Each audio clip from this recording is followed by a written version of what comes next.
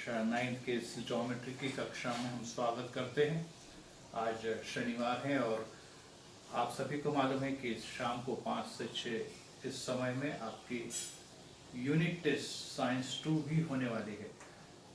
और उसके लिए फिर से मैं आपको इन्फॉर्म कर रहा हूँ कि जिन विद्यार्थियों ने खास करके सब गर्ल्स ने 2-3 बार पेपर दिए, ये अगर आप देंगे तो मैं आपको सस्पेंड कर दूंगा, ग्रुप में से बाहर निकाल के 0 दे दूंगा। ये मैंने आपको ऑलरेडी लिखित में दिया है। आपने सिर्फ एक ही बार पेपर करना है, पुस्तक बार बार पढ़नी है क्योंकि बीच में से मैंने प्रश्न दिए हुए और समय पे पेपर चालू होगा, समय पे समाप्त होगा। ये भी ध्यान में रखें। एक बार आपका मैंने टाइम आउट हो गया, पूरा हो गया, बंद हो गया, फिर उसके बाद जिसका रह गया उसको 0 मार्क मिलेगा क्योंकि उसके अंक ही दिखने वाले नहीं है। 20 मार्क्स का पेपर ये होने वाला है। लेकिन उसके पहले अब मैं यहाँ पर चतुर्भुज पढ़ाने जा रहा हूँ। ध्यान रहे, बहुत सारे बच्चे अभी 50% बच्चे ही पेपर दे रहे हैं या तो वीडियोस देख रहे हैं और पोर्शन अब ये लास्ट पार्ट है अर्धवार्षिक परीक्षा का।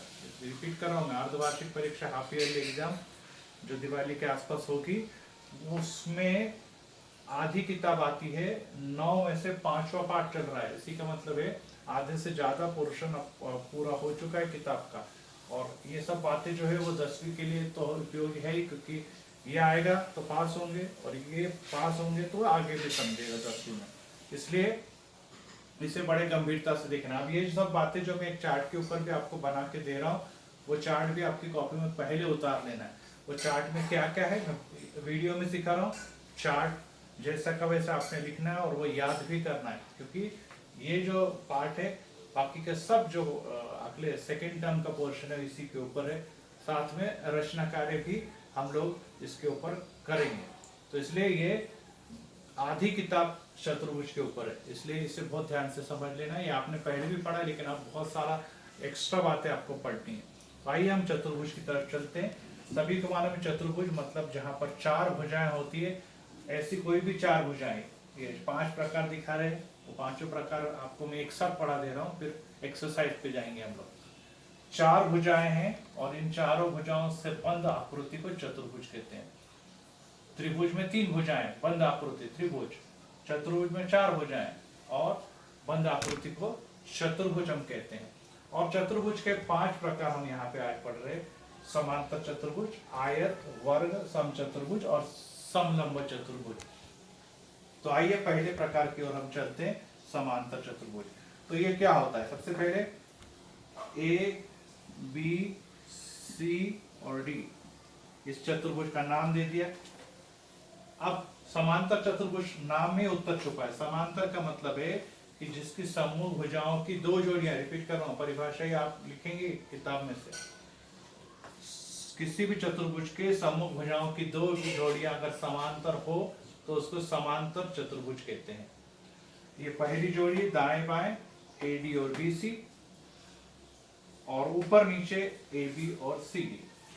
तो ऐसे चतुर्भुज की ऊपर नीचे वाली समांतर, दाएं बाएं वाली समांतर चतुर्भुज बन जाएगा समांतर चतुर्भुज। अब इसके पार्ट का नाम क्या है? गुणधर्म। अब इसकी गुणधर्म में पहला गुणधर्म यह है कि इसकी समूह भुजाएं समांतर होती है। मतलब कौन थी? AB के साथ CD, ये समांतर है। और ऊपर नीचे वाली और दाएं बाएं वाली AD के साथ BC समांतर भी है और सर्वांग सम भी है। रिपीट कर रहा हूँ, नीचे ऊपर वाली सर्वांग सम भी है, माप समान, दाएं बाएं वाली समांतर भी है, पुड़ेगे समांतर। ये हो गया। फिर उसके बाद दूसरा है कोण। पहली भुजाएं होंगे। कोण के बारे में आप पूछेंगे तो कोण कैसे होते? सम्मुख कोण सर्वांग। एक के सम्मुख कोण कौन सा है? C। A का सम्मुख कोण C, पहली जोड़ी सर्वांग सम। और B का सम्मुख कोण कौन सा है? D, ये भी सर्वांग। अगर ये 40 है तो ये भी 40, ये 120 है तो ये भी 120, ऐसा होता है।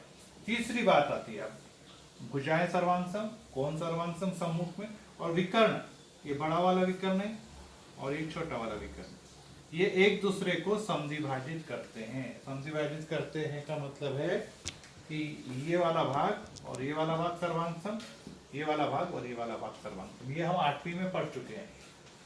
छोटा विकर्ण जो है वो बड़े विकर्ण के द्वारा और बड़ा विकर्ण जो छोटे विकर्ण द्वारा समद्विभाजित होता है, मतलब ये भाग और ये भाग समान, ये भाग और ये समान। इस प्रकार से समांतर चतुर्भुज की तीन बातें हमने देखी, भुजाओं, कोण और विकर्ण। अब आयत, आयत की आकृति आपकी नीचे बनी हुई है, आप इसका भी नाम PQRS कोई भी दे सकते। अब इसमें ये भी समांतर चतुर्भुज है क्योंकि इसकी भी सम्मुख भुजाएं समांतर है, लेकिन इसकी विशेषता क्या है कि इसके सभी समांतर चतुर्भुज के सभी कोण कैसे होते हैं, समकोण होते हैं। पहली बात 90 डिग्री समकोण का चिन्ह बना है। इसके सभी कोण किसी भी समांतर चतुर्भुज के अगर सभी कोण समकोण है तो उसको हम क्या कहते हैं, आयत कहते हैं, उसको हम आयत कहते हैं।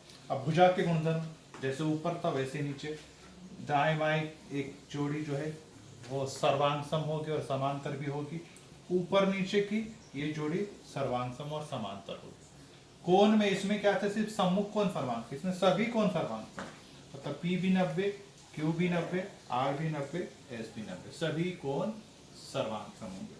और तीसरी बात जो है कि ये जो विकर्ण है बीच में से जा रही है, एक विकर्ण जिसका नाम है PR और ये दूसरा विकर्ण है SQ, ये एक दूसरे को समद्विभाजित भी करते हैं और सर्वांगसम भी होते हैं। यहाँ पे सर्वांगसम नहीं है, आकृति बना रही है, सर्वांगसम नहीं है विकर्ण, यहाँ विकर्ण कैसे हैं, सर्वांगसम है। तो इस प्रकार से ये भी आयत, समांतर चतुर्भुज और आयत सेम है, सिर्फ फर्क क्या है, इसमें सम्मुख कोण सर्वांगसम, इसमें सभी कोण सर्वांगसम, और इसमें विकर्ण असमान है, एक बड़ा और एक छोटा, इसमें विकर्ण सर्वांगसम और सम्मुख कोण सर्वांगसम होते हैं। इस प्रकार से 90 अंश वाले किसी भी समांतर चतुर्भुज को क्या कहते हैं हम लोग, आयत। अब आइए इस तरफ हम चलते हैं, वर्ग। ये वर्ग की आकृति है, जिसका नाम दे दिया मैंने ABCD, ये भी हम 8वीं में पढ़ चुके हैं कि ऐसा समांतर चतुर्भुज जिसकी सभी भुजाएं 1 2 3 4, पहली वाले का नाम AB, दूसरे वाले का नाम BC, तीसरे नाम CD और AD, सभी भुजाएं सर्वांगसम और सभी कोण सर्वांगसम। सर्वांगसम जहां शब्द आए कि वो आ जाएगा 90 अंश। तो किसी भी समांतर चतुर्भुज की सभी भुजाएं सर्वांगसम और सभी कोण सर्वांगसम हो तो उसको क्या कहते हैं हम लोग, वर्ग कहते हैं, उसे हम कहते हैं वर्ग। अब फिर से भुजाओं में देखिए, इसकी सम्मुख भुजाएं ऊपर और नीचे वाली समांतर है और ये भी समांतर, आमने सामने, साथ में सभी समांतर है। समांतर को कैसे लिखते हैं अपन लोग, AB समांतर CD ऐसा लिखते हैं।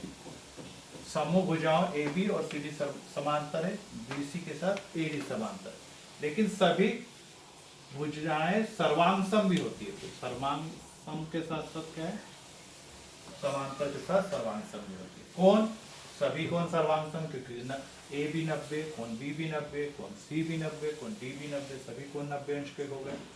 और अब विकर्ण की बारी आएगी, तो विकर्ण कहाँ पे है, बीच में रहते, ये विकर्ण है और ये विकर्ण है। अब विकर्ण में यहाँ क्या कह दिया था, ये सर्वांगसम होते हैं और समद्विभाजित करते हैं।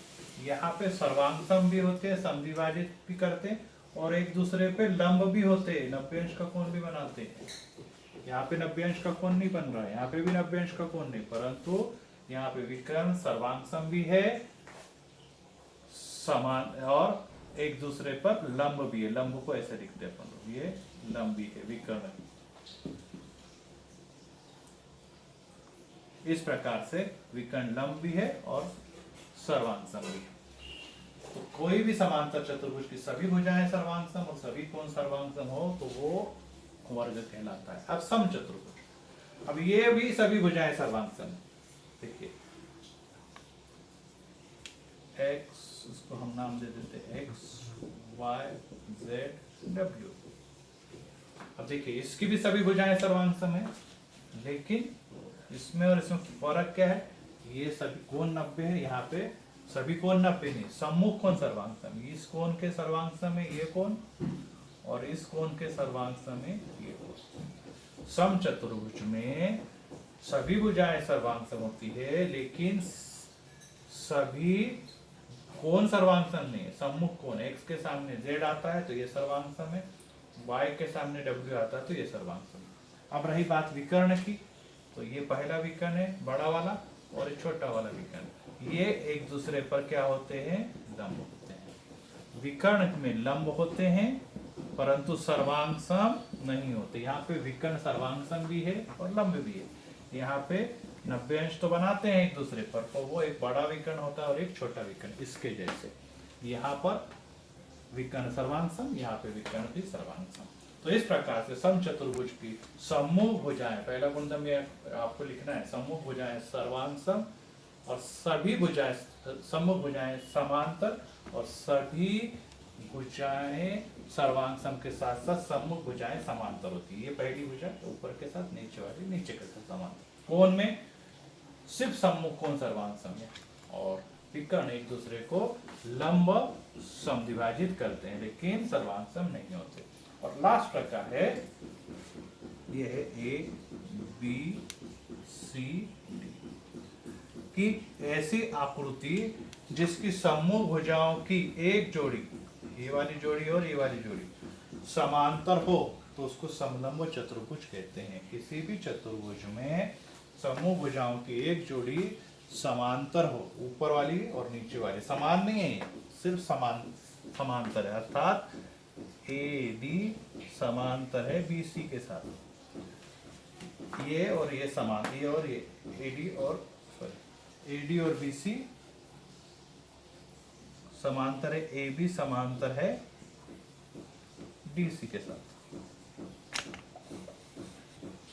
नीचे वाली ए बी समांतर है सी डी के साथ, तो इसको क्या कहते हैं, समलंब। परंतु अगर ये दोनों बराबर हो, सर्वांग सम हो, ए डी और बी सी ये दोनों अगर सर्वांग सम है तो इसको समद्विबाहु समलंब चतुर्भुज कहते हैं।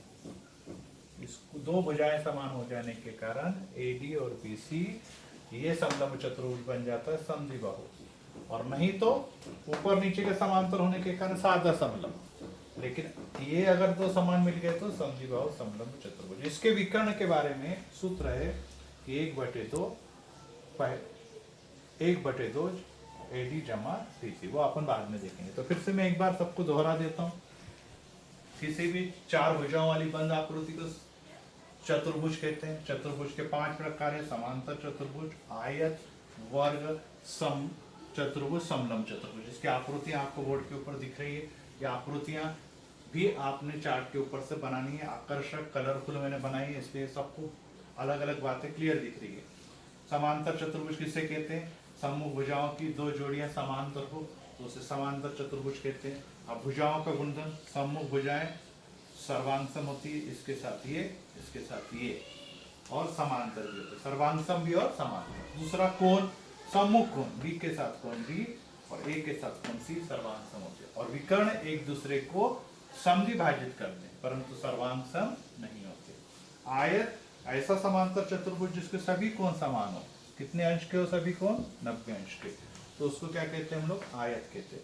आयत की भी सम्मुख भुजाएं समांतर है और सर्वांगसम है, ये वाली और ये वाली, और सभी कोण समान है, कितने अंश के हैं, 90 अंश के। और विकर्ण एक दूसरे को समद्विभाजित भी करते हैं और सर्वांगसम भी होते हैं। विकर्ण जो है वो समद्विभाजित भी कहते हैं और सर्वांगसम भी होते हैं। तीसरे प्रकार वर्ग में हमने देखा कि ऐसा समांतर चतुर्भुज जिसकी सभी भुजाएं सर्वांगसम हो और सभी कोण सर्वांगसम हो तो उसको वर्ग कहते हैं। अब A B B C C D A D सभी सर्वांगसम है लेकिन सम्मुख भुजाएं समांतर होगी, इसके समांतर ये, इसके समांतर ये। कोण के बारे में कहेंगे तो सभी को मालूम है, सभी को 90 90 90 90 अंश। और विकर्ण के बारे में कहें तो विकर्ण एक दूसरे को लंब समद्विभाजित करते हैं, अर्थात कितने अंश का कोण बनाते एक दूसरे को, 90 अंश का कोण बनाते। समचतुर्भुज भी इसी के जैसे आकृति है परंतु इसमें सभी भुजाएं सर्वांगसम है लेकिन सम्मुख भुजाएं समांतर है, सभी कोण सर्वांगसम नहीं है। तो इसमें देखिए ये भुजा इसके समांतर, ये भुजा इसके समांतर, लेकिन सभी भुजाएं सर्वांगसम। कोण के बारे में सम्मुख कोण x के साथ z सर्वांगसम है, y के साथ w सर्वांगसम। विकर्ण एक दूसरे को लंब समद्विभाजित करते हैं लेकिन वो सर्वांगसम नहीं होते। और समलंबों में एक जोड़ी ऊपर और नीचे की अगर समांतर हो तो इसको समलंब चतुर्भुज कहते हैं, परंतु अगर दाएं बाएं वाली भुजाएं सर्वांगसम हो जाए तो उसको बना देंगे समद्विबाहु समलंब चतुर्भुज। इस प्रकार से मैंने पूरे पाठ के 5 बातों के पूरा पाठ है, सबसे बड़ा पाठ है ये, और ये 5 बातों के नियम मैंने लिखा है कागज के ऊपर। आपको ये सब बातें जो है आपको लिखी हुई दिखाई देगी, जिसमें गुणधर्म लिखे होंगे वो आपने उतार लेने हैं, और सभी आकृति पेंसिल से बनानी है, सबके नियम लिख लेने हैं, परिभाषाएं उतारनी, और ये करने के बाद आप लोग फिर इसे याद भी करेंगे। तो यहीं मैं रुकता हूँ। शाम को फिर से शनिवार की रोज, मतलब कल की रोज, आप पेपर अच्छी तरह से समय पे 5 बजे ज्वाइन हो जाएंगे। सभी ने व्यवस्थित ढंग से नाम भरने हैं, अपना पूरा नाम, आपको पूरा पर नाम भरना है, क्लास, ब्रांच या मेन स्कूल भरनी है, और पेपर देना है। यहीं मैं रुकता हूँ। Thank you for this.